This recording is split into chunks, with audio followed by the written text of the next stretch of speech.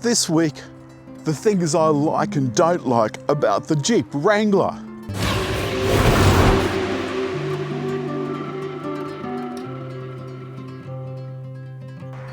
The thing about a Jeep Wrangler is there are always going to be Wrangler haters. How many cars can you walk up to and sit on the bumper like this? And on top of this hill, the Wrangler looks like a king. In firecracker red, it is fabulous. And the thing about Wrangler is it isn't about what it can do, it's about how it makes you feel. And as they've changed Wrangler over the years, some of the things they haven't changed is the basic shape. It still looks like a Wrangler because this is a Jeep. This is a Jeep. When someone thinks of a Jeep, this is what they think of. The 7 slots, and it's even got a camera and things at the front now. It's gone all high tech and modern. And it's got pucker off-road tyres and the 3.6 Pentastar and a bendy aerial. I'm doing that. And it still looks like a proper, serious four-wheel drive. And if the key's in your pocket, you just need to press the button and the doors lock, including the tailgate. Put your hand inside and it unlocks. And it unlocks a key to freedom. God, I love this car. And this has this kind of freedom roof, this full-length canvas top. You can see I've got it partially open, but it goes from the front of the car all the way to the back, goes all the way to here. And the good thing about this is you can still take it all off. You can take this all apart like a big bit of Lego. The doors come off. The windscreen will flap forward onto the 2 things on the bonnet, the 2 little knobs. And the roof, this bit from there all the way through to here, all comes off. Now, my Jeep lady tells me that 2 people can do it, but that looks pretty heavy to me, even though it's made of a lightweight material. And to prove they've thought of everything, there's even a reversing camera in the middle of the wheel. There's a couple of nuts to unlock it, so I assume that comes off. I'm not going to do it because I get into trouble every time. There's a handle just here that you pull to open the tailgate. So they've not changed, it opens wide too. You flick up the rear hatch and inside it's quite spacious. And you can see from the inside that the roll bar is quite separate to the roof structure itself. So this bit comes off. That's the inside bit of the canvas I was telling you about. For that full outdoor experience. And the Alpine sound system has this huge doof in the back. There's a 12-volt DC outlet as well. So you can take all of your accessories with you. This is where the electrical bits for the roof join in. Now they've all got to be disconnected when you undo the bolts to take the roof out. Or off. There's speakers here in the middle roll bar. And the seats are easy clean, relatively speaking. And look how much space there is. There's vents in the back as well, a couple of window buttons, and a household outlet, plus a couple of USBs. And a little place to store phones, though I'm not sure it'd stay there if you got into the really rough stuff. And that's a topographical map of the Rubicon Trail. That's in the rubber mats on the floor. I love that. I got in to do the report in the front seat and tell you about the dash, the part digital dash, and so on and so forth, and the buttons and what have you. But my phone had overheated plugged into CarPlay, so it'll be interesting to see whether it's the phone or the car. I've not ever had that happen before.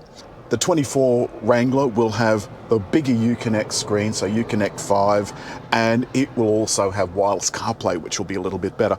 Down below we've got heated steering wheel. There's also heated front seats, so you can turn the auto on, off, and so on and so forth. And this does have smart cruise control. Down below we've got some 4-wheel drive controls. This one is a little more basic. It's got a different 4-wheel drive system, and you need to use the lever to lock it. There's no auto mode for 4-wheel drive, but it does have 2 high, 2 low, 4 high, neutral, and 4 low. As well, you can press the sway bar button and it will disconnect the sway bar, which I think is absolutely brilliant. Now, to get up on this hill, I didn't need to use 4-wheel drive. It was perfectly adequate, as steep as the hill is, on 2-wheel drive. The Pentastar has plenty of sparkle. It's an off-roading car and it's got massive off-roading tyres.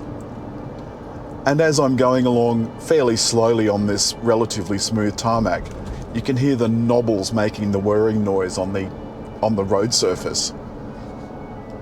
And I like it. I really like it. The suspension is fairly taut, so as we go over a speed bump now, I'll get tossed around a bit. I snorted. It makes me laugh, it makes me giggle, because this is a $90,000 top of the range Wrangler. And it feels like it was built for one thing and one thing only, and that is doing off-road really, really well. But the interesting thing is most of its life will probably be spent doing what I'm doing. And, you know, that's a shame. So it is a weekend companion. It's got a large fuel tank, so it can go far. And while we're on the subject of inclusions, there is blind spot monitor and so forth, but really most SUVs are not built with those safety inclusions in mind.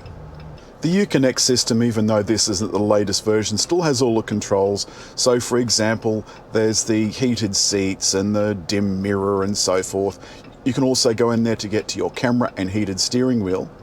The media is where to go to for Apple CarPlay, DAB radio even, and then there's pre-installed apps.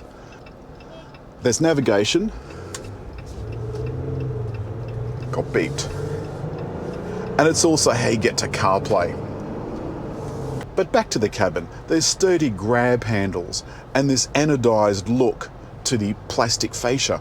If I prove nothing else this week, it's that apart from the well-documented off-road capability, and I don't think there's any doubt this thing can virtually climb a vertical wall, that on-road it is just as comfortable. The steering is lovely. I'm putting no effort into this whatsoever. It's got a fabulous stereo. It's got a brilliant engine. In the good old US of A, which is where this car is made, petrol is still as cheap as chips, even though they think, you know, $3 a gallon is expensive. I could imagine this as a way to get to my weekend away. We even took it up the cottages, and you can read about that on GayCarBoys.com. But the boys are shy and they don't like being filmed, so, you know, some of them are not out. They're out, but not out.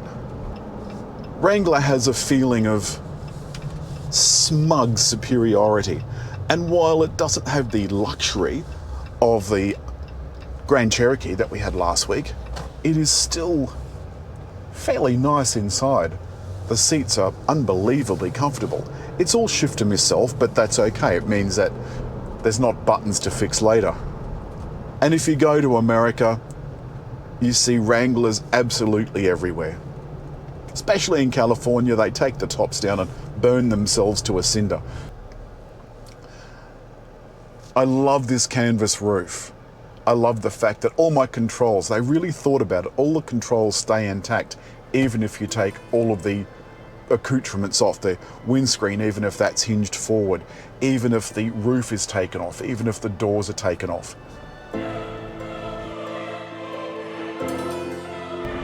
The Pentastar engine is beautiful, the 8-speed automatic is silky. It's just a lovely thing, and even with these big off-road tyres, still decent to drive in town.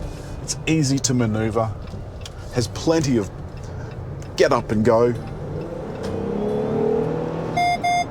The Pentastar sounds brilliant. That was it telling me there was a car in front of me. And so in short, Wrangler delivers on absolutely every promise, every single one. It doesn't write checks it can't cash. Unlike soft roaders, this car can go anywhere. And that's all this week from the Jeep Wrangler. It is so much fun. I just love it. As always, hit like, leave a comment, and just over there to subscribe.